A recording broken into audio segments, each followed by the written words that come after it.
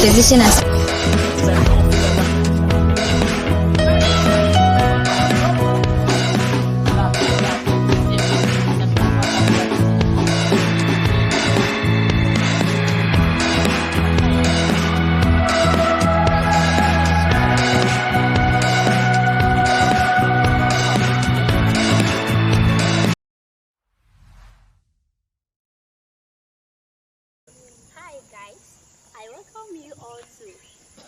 Of Gwiraman Senior High School.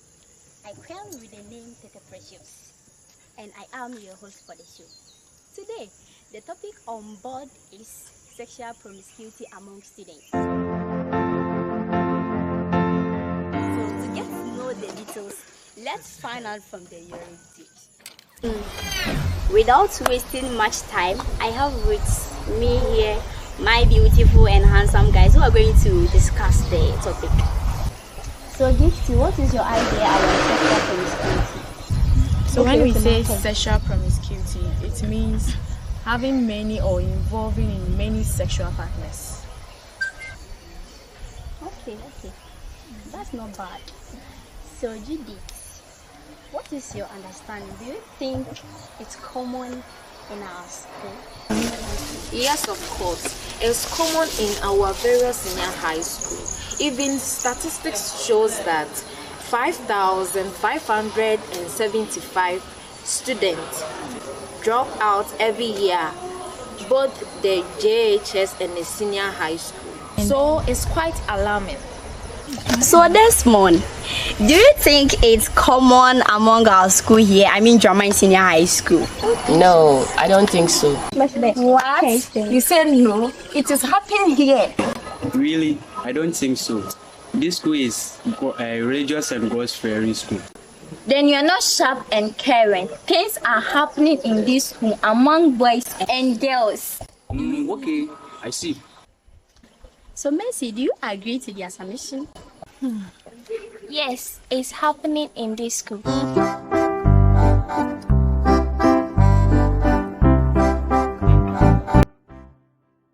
So we are now going to look at the causes. What do you think are some of the causes of sexual promiscuity? So, I'll say one is poor parental care. Okay. What does poor parental care become a cause of sexual promiscuity? Can you give us some explanation?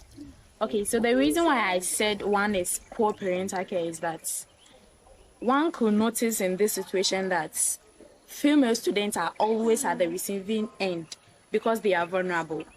So imagine parents are not having money and they are not having time for their children. There's going to be a high rate of sexual promiscuity among students. So this is so because a situation whereby the parents doesn't know where the child sleeps, what the kind of food the child eats, the kind of friend he chooses. The child can even be away for about a month or two. They don't even care about the child. Okay. So what again? Technology has caused more harm than good. Some of the students don't use the technology in view of learning, but rather watching pornography. And whenever you watch that thing, you can put it into To add or to rebut what my sister is saying over here, I don't bear with it because the fact of this time around we are in the 21st century and so many people are getting the access to use the internet, and we've been helpful or useful to the internet with so many things. Like right now we are doing marketing, online marketing, and a lot. Okay, that's fine. I think this thing is a very broad topic that we have to get another time to discuss about. Any other? I think poverty is one cause of sexual promiscuity, because a parent who is willing to send his or her children to school would do everything, but when the child comes to school, maybe in his or her child boss, the girl don't have what you say Milo, sardine and that. So when she goes to her friend, the friend will introduce him to maybe boyfriend or girlfriend thing. And to have a boyfriend, the boy will tell you to sleep with him before, and if that happens, the girl will have no choice than to fall in the trap.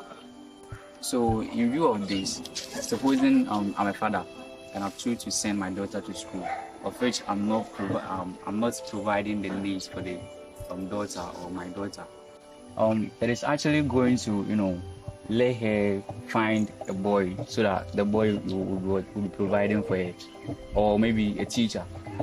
You mean a teacher? Yeah. So at that point, she'll be more easily to be influenced. Of which, for the sake of me not providing for her, because this time around she has no food to eat.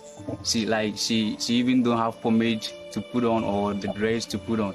So it is more easily to be influenced. Poverty, no. For me, I don't think so. Because some people are like their background are very poor, but they survive in campus. So I don't think so. I disagree with you. Because some of the parents don't regularly call the child to ask him or her if his provisions is finished or the girl is having some of the provisions. Even sometimes the girl can call his parents and the parents will tell that girl that I don't have money. So the girl will start stealing things from his friends like panties, underwear, Milo and all those stuff. So the fact that your mom and your dad is not able to provide for you doesn't mean you should fall victim to such things. Because dreams and goals set determination. So if you have the perception that you want to become a doctor, like you won't let your friend to influence you. And all because your mom and your dad are not providing for you. And let me ask you a question. If you are not eating or if you don't have any food to eat, can you learn and learn well?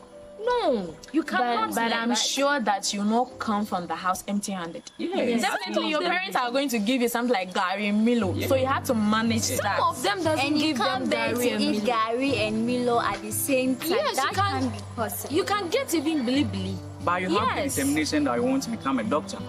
Right. So you mean that you can eat Gary to become a doctor? No. But supposing your mom have brought you to school, doesn't mean and she have provided 10 Ghana cedi for you. Doesn't mean she's not going to provide another one so we complete all. So that means you can be a beggar. You'll be begging food from your friends and you can get an evil spirit. Yeah. Really? What do you mean by getting an evil spirit? Because this boy made mention of religion. So it means this school is a religious and God-fearing school. Nobody is in this school which has a good heart and that person is religious person. No, you don't know that person very. Even if you know that person, you don't know what that person do at night. Yes, so you can get some even bad spirits to even use you to attract men. And maybe the person will be going to church, but still there is something bad in the person. Yes. That is why when you receive something from your friend, you have to pray on it before taking it in. Child, you have to be doing that. Okay, all that you are saying is just true, but that does not mean that you should steal from others. If you don't have, you can go to your friend. Please, I need it. This, can I have something? And even if someone's have the person will not give it to you. And some of them will gossip about you. When you go them and go and ask them some things, they'll bring it to school, they'll bring it to campus and gossip about you. So let's now ask of personal experience. Do you people have an experience like girls coming to you to propose to you, or girls or boys also coming to you with proposal? Any personal experience? Yeah. I can't remember the second year when I was informed to, there was a lot of girls coming to the guys. So many proposals were coming, all because of those factors that we did mention earlier on, poverty and those stuff. Sometimes girls will come to you and then, all their mentality is if we get you, we get something from you. Yeah, so personally, they come to you straight with what you are saying? Yeah. They become realistic.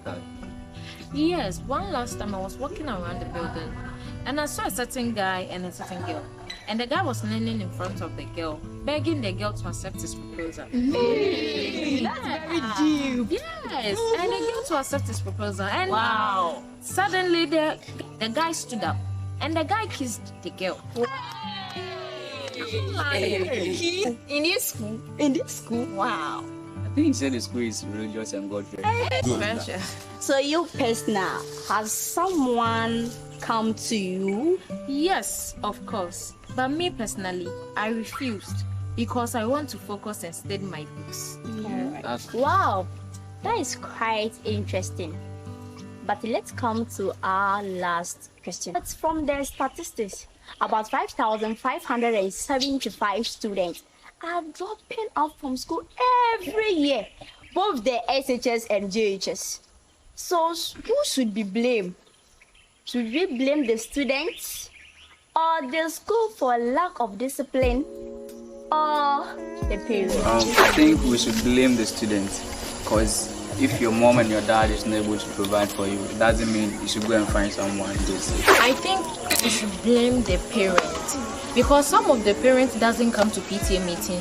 Some of the parents, whenever they see that you have called them, they won't pick it because they don't have money. They know that you are going to ask them money. Always busy at work. They will not get time. So your own thing is to do the right thing. So if they are busy and they can't come, they can either